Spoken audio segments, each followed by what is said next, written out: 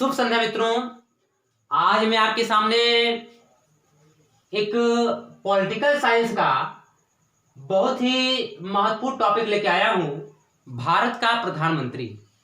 भारत के प्रधानमंत्री से आपको हर कंपटीशन लेवल के एग्जामों में देखने को जरूर मिलता होगा। एक क्वेश्चन जरूर आता है, चाहे वो एसएससी हो गया, पुलिस हो गया, रेलवे हो गया, उसमें प्रधानमंत्री क्वेश्चन जरूर पूछ लेता है। तो इसलिए आज मैं आपको भारत के प्रधानमंत्री के बारे में बताने वाला हूं। चलिए स्टार्ट करते हैं। भारत का प्रधानमंत्री। भारत के प्रधानमंत्री का जो नियुक्ति होता है वो राष्ट्रपति द्वारा किया जाता है, अनुच्छेद 75 द्वारा।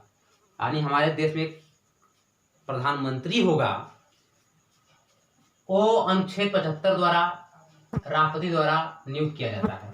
अनुच्छेद 75 में लिखा गया है कि राष्ट्रपति ही प्रधानमंत्री की नियुक्ति करेगा।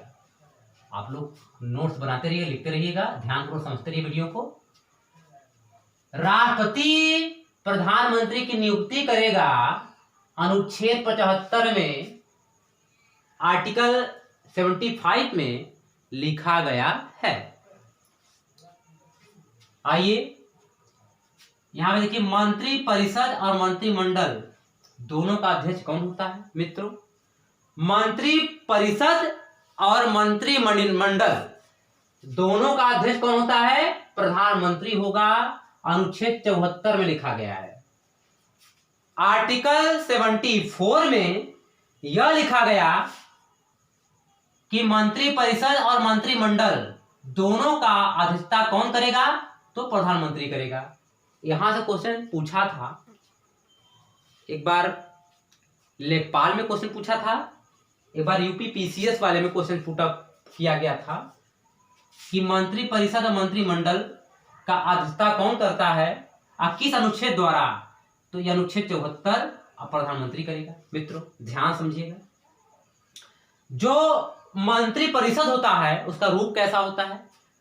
उसको रूप को बताने के लिए मैं आपको बताना पड़ेगा कि इसके 3 प्रकार के होते हैं मंत्री परिषद। केंद्रीय मंत्री होते हैं, राज्य मंत्री और उप मंत्री। मंत्री जो होते हैं वो 3 प्रकार के होते हैं। एक केंद्रीय मंत्री होते हैं, राज्य मंत्री होते हैं, एक उप मंत्री होते हैं। आप मंत्रियों का नाम सुने होंगे। तो मंत्री 3 मंत्रियों को 3 कैटेगरी हो गई मंत्री परिषद में, यानी कि केंद्रीय मंत्री, राज्य मंत्री और उप मंत्री। मंत्रियों के 3 कैटेगरी हो गई मित्रों। पहला क्या हो गया देखिए, केंद्रीय मंत्री, राज्य मंत्री और उप मंत्री। देखिए, राज्य मंत्री केंद्रीय मंत्रियों की सहायता करते हैं। जितने राज्य मंत्री होंगे एक केंद्रीय मंत्री की सहायता प्रदान करते हैं, सहायता देते हैं। जहां पे जरूरत पड़ता है वहां राज्य मंत्री जितने भी केंद्र मंत्री हैं उनको सहायता प्रदान करते हैं, और उप मंत्री दोनों को सहायता प्रदान करते हैं। जितने उप मंत्री होते हैं वो दोनों का सहायता कौन करते हैं भाई? राज्य मंत्री, केंद्रीय मंत्री दोनों की सहायता कौन करते हैं भाई? उप मंत्री। उप मंत्री दोनों को सहायता प्रदान करते हैं, यानी कि केंद्रीय मंत्री और राज्य मंत्री की सहायता कौन करते हैं? एग्जाम में पूछा गया क्वेश्चन कि केंद्रीय मंत्री, राज्य मंत्री की सहायता जो प्रदान किया जाता है किसके द्वारा किया जाता है? उप मंत्रियों द्वारा किया जाता है। उप मंत्री, इसमें ऑप्शन में बहुत सारे ऑप्शन थे, राष्ट्रपति था, प्रधानमंत्री था, लेकिन उप मंत्री जो होते हैं इसके सहायता प्रदान करते हैं। ठीक है, केंद्रीय मंत्री, राज्य मंत्री की सहायता कौन करता है? उप मंत्री करता है। और केंद्रीय मंत्री सहायता कौन करता है भाई? राज्य मंत्री का।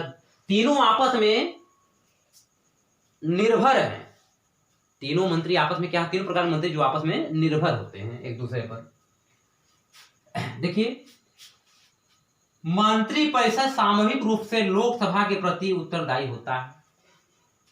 देखिए, मंत्री परिषद में जितने मंत्री परिषद के मंत्री होंगे वो सामूहिक रूप से लोकसभा के प्रति उत्तरदायी होंगे। जो भी कार्यभार होगा वो लोकसभा से लिया जाएगा, किया जाएगा लोकसभा द्वारा। लेकिन जो मंत्री परिषद होता है व्यक्तिगत रूप से राष्ट्रपति के प्रति उत्तरदायी होता है। अगर आपको व्यक्तिगत रूप पूछेगा तो राष्ट्रपति पर निर्भर होता है। व्यक्तिगत रूप से किस पे निर्भर होता है मंत्री परिषद? राष्ट्रपति पर। लेकिन सामूहिक रूप से मतलब एकजुट होकर किस पे निर्भर होते हैं? वो लोकसभा के प्रति उत्तरदायी होते हैं। कौन? मंत्री परिषद। मंत्री परिषद सामूहिक रूप से एकजुट होकर लोकसभा के प्रति उत्तरदायी होता है, लेकिन व्यक्तिगत रूप से राष्ट्रपति के पर निर्भर होते हैं, उस पर उत्तरदायी होते हैं। अगला देखिए, ऐसे प्रधानमंत्री जो कभी लोकसभा में नहीं आए, कि एग्जाम में पूछा गया क्वेश्चन, ऐसे प्रधानमंत्री का नाम बताइए जो कभी लोकसभा में गए ही नहीं। ये क्वेश्चन पूछा गया है, लोकसभा जो होता है वहां पर लोकसभा में कभी नहीं गए, कौन थे? ऐसे प्रधानमंत्री जो लोग कभी लोकसभा में नहीं आए। तो यहां पे लिखिएगा,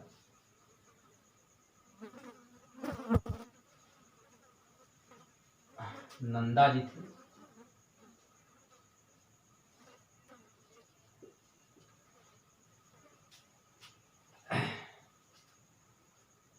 सबसे अधिक उम्र के प्रधानमंत्री मोरारजी देसाई, और सबसे ज्यादा कार्यकाल हमारे पंडित जवाहरलाल नेहरू जी का रहा।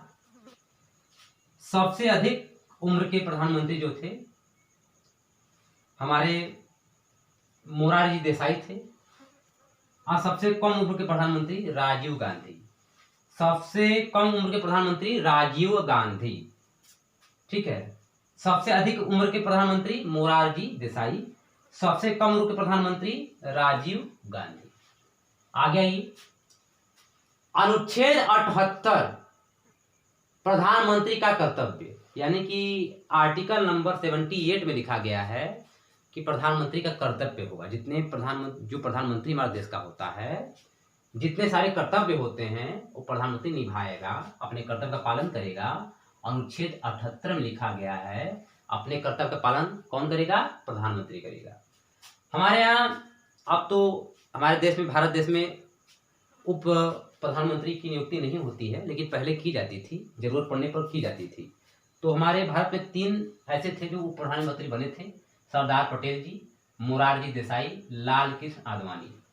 ये लाल कृष्ण आडवाणी जो थे और मोरारजी देसाई थे और सरदार पटेल, ये हमारे देश के 3 उप प्रधानमंत्री रह चुके थे। ये 3 हमारे जो ऐसे थे जो कि उप प्रधानमंत्री भी बने थे, सरदार पटेल जी, मोरारजी देसाई और लाल कृष्ण। एक बार फिर देखिएगा, भारत का राष्ट्रपति, अनुच्छेद 75 राष्ट्रपति प्रधानमंत्री की नियुक्ति करेगा, अनुच्छेद 75 में लिखा गया है।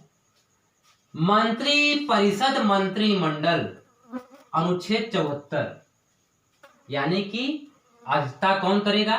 मंत्री परिषद और मंत्रिमंडल का अध्यक्षता कौन करेगा? प्रधानमंत्री करेगा, अनुच्छेद 74 में लिखा गया है। मंत्री परिषद सामूहिक रूप से लोकसभा के प्रति उत्तरदायी होता है, व्यक्तिगत रूप से राष्ट्रपति के प्रति उत्तरदायी होता है। मंत्रियों की संख्या लिखा जाए, मंत्री परिषद 3 प्रकार का होता है, केंद्रीय मंत्री, राज्य मंत्री और उप मंत्री। तो मित्रों, आज मैं आपको जो प्रधानमंत्री के बारे में बताया हूं, इसको आप नोट्स डाउन करिएगा।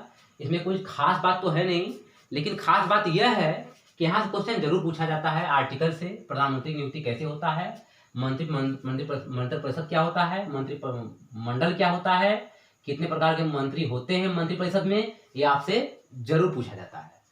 तो आज के लिए इतना ही, आगे वीडियो में आपको मैं जरूर लेके आऊंगा पॉलिटिकल साइंस में। धन्यवाद।